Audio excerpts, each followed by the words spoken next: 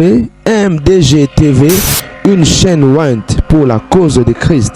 Mafuta Yasika, Mafuta Yasika, Mafuta Yasika.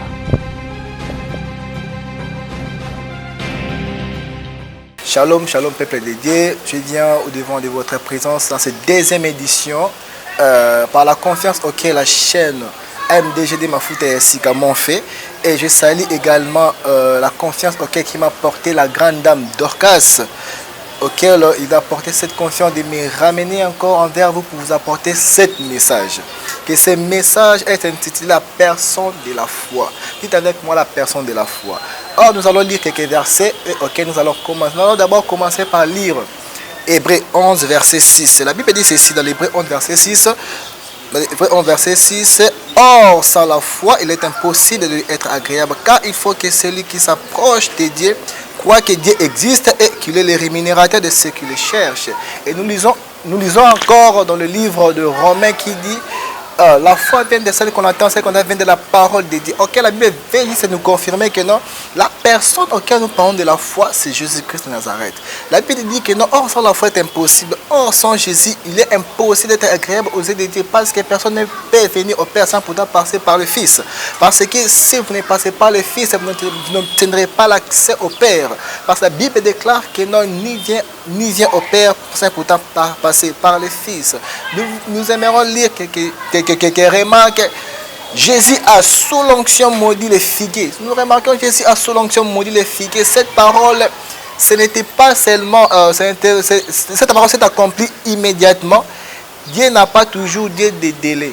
Dieu n'est pas un Dieu de délai. Dieu c'est un Dieu de immédiatement. C'est un Dieu qui agit instantanément lorsque tu manifestes ta foi dans sa totalité. Bien aimé, j'aimerais que tu manifestes ta foi dans sa totalité. Parce qu'à des fois dans nos vies, nous prions, mais nous ne prions pas bien. Nous ne savons pas comment est-ce que nous prions. Nous prions, oh Seigneur, exauce-moi, mais nous n'arrivons pas à voir l'exaucement parce que nous ne manifestons pas les vraies foi. Parce que les vraies foi, c'est Christ en lui-même. C'est Christ en lui-même parce qu'en lui que nous obtenons le salut. Parce que nous sommes sauvés par la grâce au moyen de la foi en Jésus-Christ. Parce que si nous n'avons pas la foi, nous ne verrons pas l'exaucement. Parce que la Bible déclare que non. La Bible déclare que non, tout ce que vous demanderez en priant, vous croyez que vous l'avez déjà reçu et vous le verrez s'accomplir. Mais lorsque nous prions mal. Nous prions mal, nous manifestons les foi avec nos doutes. Est-ce que si vous doutez en quelque chose, ça ne va pas se manifester? Mais il m'est arrivé un jour dans la vie auquel j'avais dans le monde, je vivais dans le monde et je ne servais pas le Seigneur. Il est arrivé sur mon appel, j'ai été frappé par une maladie. La maladie m'a causé des paralysies. La maladie m'a paralysé, la maladie m'a donné au moins une défaillance dans la vie. Ok, j'ai commencé à pleurer, je ne sais pas où courir, où trouver mon secours. Mais par la grâce et la bonté de Dieu, je me suis dit à moi que non, s'il y a une personne qui peut se manifester et me sauver dans la vie, c'est Jésus-Christ de Nazareth. Je me suis dit non, il faut que j'aille voir mon pasteur. Je suis allé voir mon pasteur auquel j'étais allé animer par ma foi qui était totale. J'ai apporté la foi en toute sa totalité et juste mon pasteur a imposé les mains et automatiquement le miracle s'est déclenché. Parce qu'on ne peut pas aller chez un serviteur prier pour toi, c'est pour toi toi-même être animé dans la foi dans sa totalité. À des fois dans la vie, il y a des choses qui nous arrivent que nous ne pouvons pas voir. Bien aimé, en ce moment, nous allons parler de ces deux points que je vous ai apportés ce matin. Le premier point, c'est la puissance de la foi. Dis avec moi la puissance de la foi. La puissance de la foi, nous allons lire dans le livre de Marc 11, verset 12. Nous lisons dans le livre de Marc 11, verset 12. La Marc 11, verset 12, la Bible dit ceci. Elle dit ceci, le lendemain, après qu'ils firent sortir de Béthanie, Jésus y eut faim. Apercevant de loin un figuier qui avait des feuilles, il alla vers s'il trouvait quelque chose à manger, et s'en étant approché, et il ne trouvait que des feuilles, car ce n'était pas la saison des figuiers.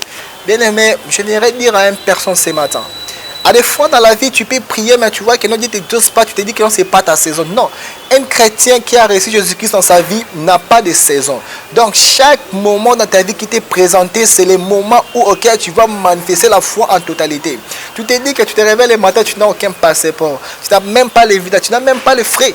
Ok, tu peux payer les visas, tu peux payer les passeports, mais tu te dis que non, moi, dans ces dates, dans ces moments, et j'irai en Europe. J'irai en Europe. J'irai en Europe. Élisée avec la femme qu'il avait reçue chez lui. La femme lui a hébergé. Élisée a prophétisé sur sa vie. Élisée a manifesté la totalité de sa foi. Il a dit à la femme, à la même heure, à la même année. À la même heure, à la même année, tu tomberas enceinte. Tu tomberas enceinte, tu enfanteras. Et c'était la foi d'Élisée à sa totalité qui s'est accomplie. Bien-aimé, j'aimerais te dire une chose, bien-aimé. Je vais t'exhorter ce matin. À chaque fois que non, tu es en train de prier, je veux que tu manifestes la totalité de ta foi, Seigneur, de ta foi en Christ. Parce que Christ, la Bible dit que non, Christ en moi l'espérance de la gloire. Tu ne peux pas manifester la foi sans pour avoir Christ en toi. La Bible dit que non, quand Dieu t'a aimé le monde, qu'il a donné son Fils unique Jésus, afin que quiconque croit en lui ne périsse point, mais qu'il ait la vie éternelle. Quiconque croit en lui ne périsse point qu'il ait la vie éternelle, bien-aimé. Tu peux voir une personne, à l'exemple que non, j'ai mon stylo, je te donne mon stylo, et toi tu jettes mon stylo. Je trouverais ça normal parce que c'est une petite chose. Et je te donne la chose auquel qui compte beaucoup pour moi. Je te donne la chose qui tient beaucoup dans ma vie. Et toi tu les jettes, bien-aimé. C'est là que tu es en train de toucher, tu as touché le cœur de la personne qui t'a donné les choses les plus importantes dans ta vie. Ben, Dieu a mis devant nous Christ. En croyant juste en Jésus-Christ, nous serons sauvés. En croyant en Christ, nous serons sauvés. Si tu refuses d'accepter Christ dans ta vie, et Christ refusera d'entrer dans ta vie parce que tu n'as pas réussi. Les choses en est facile qu'il y en a de croire en Jésus-Christ et tu seras sauvé, toi et toute ta famille. Le fait de croire permet à la foi d'agir instantanément. Bien aimé, la puissance de la foi est une chose qui est manifestée par tes prières intenses et la intimité de Christ. Bien aimé, je vais te dire une chose. Christ avec ses disciples étaient à la montagne. Christ a eu la soif de prier, bien aimé. Christ a eu la soif de prier. Il est monté à la montagne. Il est monté à la montagne. Lorsqu'il est monté à la montagne, il a laissé ses disciples. Ses disciples s'est dévancés, ils sont allés monter à la barque. Bien aimé, la personne qui priait a fini à prier. Les autres qui l'avaient dévancé, c'était déjà au bord de la mer en train de partir. La Bible déclare que non, Christ n'a pas pris l'avion. Il n'a pas même pris le bateau pour leur suivre. La Bible dit que non, Christ a commencé à marcher. Il a commencé à marcher sur la terre ferme. La Bible déclare que non, il arriva sur la terre ferme et la terre liquide. La Bible dit que le Christ ne s'est pas arrêté. La Bible dit que Christ a commencé à marcher sur la terre liquide comme s'il marchait sur la terre ferme. Bien aimé, je vais te dire ce matin que ta prière dans la foi brise des limites entre le monde surnaturel et le monde naturel. Christ a marché sur la terre liquide comme s'il marchait dans les terres fermes. Bien aimé, je vais juste te dire que non, Christ a marché dans le surnaturel, mais l'apportant dans le naturel. À chaque fois lorsque tu crois en Christ, tu manifestes ta foi en totalité et que tu invites Christ à participer dans ta vie, je t'assure, bien-aimé, je t'assure au nom de Jésus-Christ de Nazareth, que ta vie va changer, que ta vie va bouleverser. Si tu changes ta façon de voir les choses dans ta vie, et Christ changera la manière d'agir dans ta vie. Je te dis que si tu changes ta façon de voir les choses dans ta vie, Christ changera sa façon d'agir dans ma vie. Shalom, bien-aimé. Je vous dis merci, bien-aimé. Parce que Christ m'a envoyé ce matin de vous exhorter. Parce que vous vous êtes tenus devant vos écrans sur la MDGD TV suivre ces prédications. Bien-aimé, je veux juste vous dire que non, la puissance de la foi peut vous faire entrer dans la percée surnaturelle. Dites avec moi les percées surnaturelles. Dans les percées surnaturelles, lorsque Jésus maudit les figuiers, et la puissance de la parole s'est automatiquement exaucée. Parce que Jésus lui-même qui est la foi, il a manifesté cette foi dans sa totalité. Il a manifesté la foi dans sa totalité, toute totalité, bien aimé. Il n'a pas hésité. Il n'a même pas hésité. Il n'a pas hésité que non, si je dis ça, ça pourrait arriver, ça pourrait pas arriver. Non, bien-aimé. Ça peut arriver, c'est que tout ce que vous direz, par la foi, vous le verrez s'accomplir. Par la foi, vous le verrez s'accomplir. Et lorsque les disciples de Jésus on y a demandé à Jésus, mais maître, voici l'arbre que tu avais maudit et séché. Jésus leur dit, croyez en Dieu. Croyez en Dieu. Et vous dira à ces montagnes, ôte-toi de là. Et les montagnes vont sauter de là.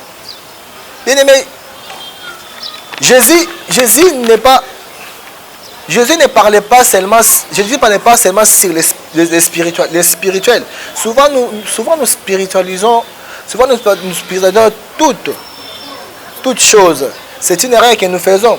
Ici, Jésus parle d'arbres, de montagnes, c'est-à-dire de situations matérielles, concrètes. Ainsi, nous avons le droit de parler à des choses, parler à des situations matérielles, concrètes, et de leur donner des ordres de façon grande et précise. Mais si nous revenons dans la Bible, auquel un apôtre que j'aime beaucoup, l'apôtre Paul est en train de définir la foi comme une ferme assurance des choses qu'on espère, mais une démonstration de celles qu'on ne voit pas. Mais définissons d'abord la foi. La foi est une ferme assurance des choses qu'on espère, mais une démonstration de celles qu'on ne voit pas. Examinons. La foi est une ferme assurance des choses qu'on espère, mais une démonstration qu'on ne voit pas. Donc, la foi est une confiance qu'on place à une personne. Or, la confiance, c'est le passeport qui permet à Dieu d'atterrir dans nos pistes de prière et d'exaucer tout ce que nous avons demandé par son Fils. À savoir que Dieu ne nous exauce pas parce que nous avons prié, mais Dieu exauce nos prières à travers son Fils, parce qu'il a offert son Fils à la croix pour que nous soyons sauvés. Si vous croyez que non, vous priez, que je prierai, Dieu exaucera. Non, Dieu ne vous exauce pas, mais Dieu exauce son Fils. Dieu exauce son Fils parce que son Fils a déversé le sang sur la croix pour que nous soyons sauvés, bien-aimés. Parce que la foi est une ferme assurance. L'assurance, c'est une confiance qu'on place à une personne. L'assurance a des fois les passeports qui permet aux chrétiens, d'avoir l'accès au trône de l'Éternel. La Bible déclare que approchez-vous avec assurance au trône de la grâce. Lorsque nous nous approchons avec assurance au trône de la grâce, c'est là que nous voyons la manifestation de la puissance du Saint-Esprit dans nos vies. C'est parce que nous voyons la manifestation des choses qui arrivent. Père, la Bible déclare, fais l'Éternel ton délice et tu donneras ce que ton cœur désire. L'Éternel, si tu le fais ton délice, le Christ te donnera même les choses moyennes. Parce que lorsque la foi est une ferme assurance des choses qu'on espère, une démonstration de celles qu'on ne voit pas. Oh, la foi est une ferme assurance. Lorsqu'on dit que non, des choses qu'on espère, lorsque nous avons bien étudié de voir l'espérance dans la vie, les choses qu'on espère dans la vie, c'est les choses auxquelles il y a l'attâtonnement. Les choses auxquelles tu n'es pas sûr que non, un jour ça va s'accomplir ou pas. Tu te dis que non, j'irai aux États-Unis, mais tu n'as pas de passeport, tu n'as pas de visa. Mais toi, tu places Christ dans ce que tu crois et Christ l'exauce. Parce que Christ, c'est la foi qui est dans sa totalité. C'est lorsque Paul définit la foi est une ferme assurance des choses qu'on espère. Lorsqu'il y a des choses que tu espères, tu es en train d'espérer une chose auquel tu n'arrives même pas à les comprendre, qu'il s'appelle ou pas même. Exemple que nous voyons dans les hôpitaux. Dans des hôpitaux, tu apportes ton frère ou soeur qui est dans les cas critiques. Et tu demandes au docteur, comment va mon frère? Ah, il te dit, mon cher ami, espérons.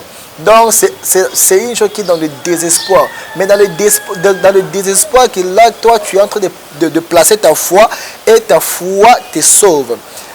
La Bible dit que non, Dieu dit à Abraham, donne-moi ton fils Isaac. Un temps appelé Abraham, qui est le père de la foi, donne-moi ton fils Isaac. Et Abraham s'est dit, j'ai qu'un seul fils. Que si je le donne, je resterai avec qui comme un enfant?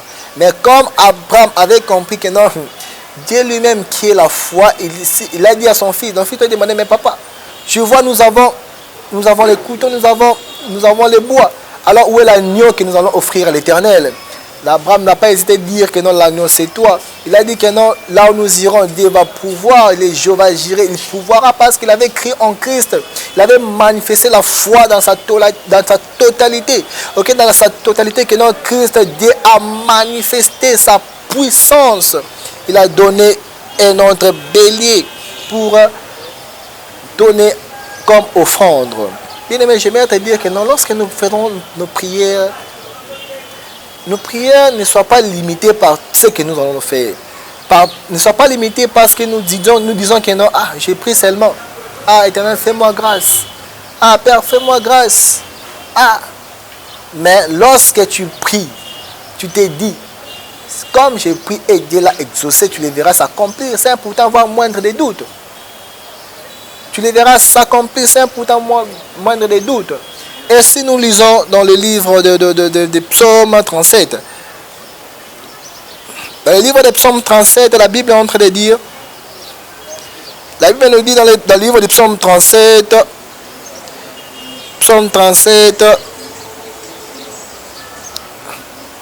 David dit, Psaume 37, verset 3 à 5, confie-toi à l'Éternel et pratique les biens.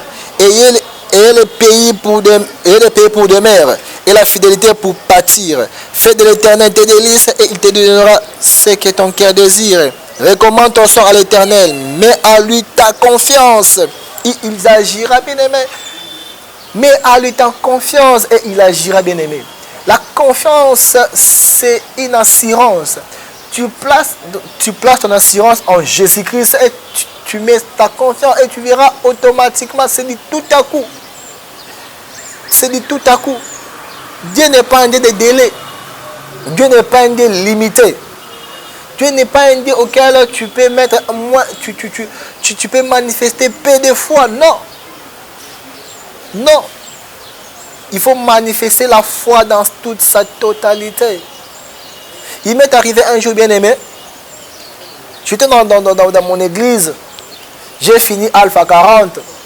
Et le 41e jour, je suis allé en ville voir mon frère qui m'avait appelé. Arrivant dans un arrêt de bus, il y a une voiture qui est passée d'un côté à l'autre, venant vers moi là où j'étais. Automatiquement, ça m'a cogné. Je n'ai pas agi. Je n'ai même pas insulté. Je n'ai même pas agi comme le monde agisse. Mais il y a des fois des choses qui nous arrivent dans la vie, c'est parce que nous ne savons pas digérer ce que Dieu peut. Nous ne savons pas digérer ce que Dieu nous donne comme enseignement dans la vie. Parce que la foi aussi, c'est un enseignement que Dieu nous met en pratique. C'est un enseignement que Dieu nous met en examen pour manifester si nous avons bien compris ce qu'il va nous enseigner par la foi. La voiture m'a cogné, bien aimé. Je n'ai rien dit. J'ai continué ma route. Et le soir, ma jambe a commencé à gonfler. Ça a gonflé tellement que non. Même ma femme a commencé à dire, mais comment ça, tu t'es fait tamponner, tu as laissé la personne partir? J'ai dit non. J'ai le discernement de Dieu. C'est l'épreuve de la foi que Dieu m'a mis, voir si j'agirai comme le monde agit ou je garderai le silence. Parce que la Bible dit, gardez le silence, l'Éternel combattra pour vous. Bien aimé, j'ai gardé ma silence. Il est arrivé un dimanche, c'était un samedi, le dimanche, je suis allé à l'église, nous avons eu Sainte Seine. Et lorsque le pasteur priait, dans le Sainte Seine, moi j'avais la jambe bien gonflée là. C'était tellement gonflé. Et j'ai commencé aussi à prier, dire le Seigneur, je dis à l'Éternel, que Père, je n'ai pas insulté, je n'ai rien fait, mais je crois à ta parole que tu es un docteur par excellence. Je manifestais la foi dans sa totalité. Et tout à coup, j'ai pour le Saint-Saint, les jambes ont commencé à se dégonfler tout à coup et tout a disparu. À des fois, nous nous attirons des malédictions dans nos vies parce que nous agissons quand le monde nous met en défi. À des fois, tu te dis que non, je crois en l'Éternel, mais Dieu te met à un petit examen que tu n'as pas même pu résister à ça. Parce que l'examen de Job était pour voir si réellement il avait la foi totale en Jésus-Christ. Il avait la foi totale en Dieu. Parce que la Bible dit que non, Satan était de passage, Dieu lui posa la question, as-tu vu mon serviteur Job? Et Job qui était le serviteur de Dieu par la foi, il croyait tellement, il était la foi, il manifestait la foi dans sa totalité, bien-aimé. Et tout à coup, la diable dit que non, c'est parce que tout ce que tu lui as donné, c'est ça, ce qui fait de lui, ce que. Pourquoi en toi? Parce qu'il est riche. Mais Satan a dit, laisse-moi toucher. Des filles de Job. Dieu lui a dit, touche, c'est bien, mais touche pas sa vie. Et Job a été frappé par l'examen le plus dur que même aucun chrétien ne peut y résister. Et Job a manifesté sa foi jusqu'à la fin. Mais pourquoi vous, si Dieu vous bénit, vous avez vos petits moyens, tu te commences à te dire que non, moi j'ai ça. Mais non, bien aimé, tu n'es rien. Tu n'es qu'un instrument de la bénédiction que Dieu t'a béni. Parce que moi, je reconnais qu'un seul je suis qui est Jésus-Christ de Nazareth. Il s'est révélé à Moïse. Il a dit que je te révèle mon nom est Jésus pour l'éternité en l'éternité. Il est le seul je suis. Arrête de t'inventer pour ce que tu as. Arrête de dire que non, moi j'ai ça. Arrête de dire que non, Dieu m'a béni parce que c'est pas. Non, Zacharie dit ce n'est ni par ma force, ni par ma puissance, mais par le Saint-Esprit. Bien aimé, j'aimerais te dire, t'exhorter ce matin. Et si tu crois dans ta vie que Jésus-Christ est la vraie foi, elle est manifestée en totalité, bien aimé, tout ce que tu diras dans ta vie, ça s'accomplira. Tout ce que tu diras dans sa vie, ça s'accomplira. Je déclare par l'onction du Saint-Esprit que la puissance qui est sur moi, que ça vienne sur toi par le nom de Jésus-Christ de Nazareth. Père, par l'onction qui est déversée sur moi ce matin pour te parler de la part de Christ. Père, les évangiles qui t'est présenté en ce moment, veux que tu changes ta façon de voir les choses, que tu changes ta manière d'agir dans ta vie, que tu changes ta façon de voir tes frères et sœurs. Père, nous nous haïssons dans la vie parce que nous ne nous considérons pas selon Christ qui considère les autres. Parce que lorsque Jésus est en train de prêcher, Jésus prêchait dans le monde, et le monde voyait Christ. Le monde voyait les gens comme s'ils étaient des pécheurs, mais Christ voyait comme si c'était les brebis égarées. Bien-aimé, j'aimerais t'appeler ce matin, bien-aimé. Toi qui as écouté cette prière, qui as écouté cette prédication, bien-aimé, que cette prédication puisse te bouleverser, que ça bouleverse ta vie, bien-aimé. Père, soyez bénis.